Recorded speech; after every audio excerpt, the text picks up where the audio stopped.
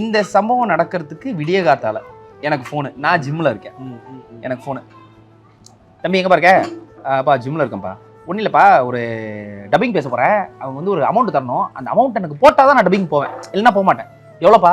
ஒரு 30,000 போடுவாங்க பாருப்பா அப்படின்னு.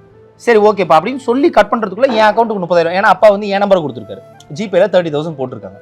நான் உடனே அவர்கிட்ட சொல்கிறேன், அப்பா 30,000 வந்துருச்சு, வந்துச்சாப்பா, அப்போ நான் டப்பிங் போய்ட்டு வரேன் பாய்ப்பா அப்படின்னு சொல்லிட்டு அவர் டப்பிங் கிளம்பிட்டார்.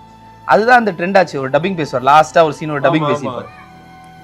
டப்பிங் பேசி முடிச்சுட்டு வீட்டில் வரும்போது நான் வீட்டில் இருக்கேன், நான் வந்து வெளியே கிளம்புறேன். அப்போ தான் கிளம்பும் போது, தம்பி காலை ஒரு 50 அவங்க கொடுத்தாங்களே, அது கொஞ்சம் கேஷ் கொடுப்பாங்க.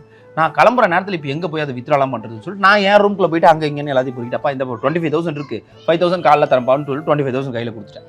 இந்த 25,000 காலையில் எப்படி வாங்கினாரு? டப்பிங் இல்ல டப்பிங்க்கு கொடுக்கறத விட இவரை எப்படி கராரா கேட்டு வாங்கினாரு. அந்த மனுஷன் கொடுத்தாதான் நான் டப்பிங்க்கு போவேன்னு சொன்னார்ல, அந்த காசை தான் எடுத்துட்டு இன்னைக்கு அந்த 250 பேருக்கு இட்லி வாங்கினது.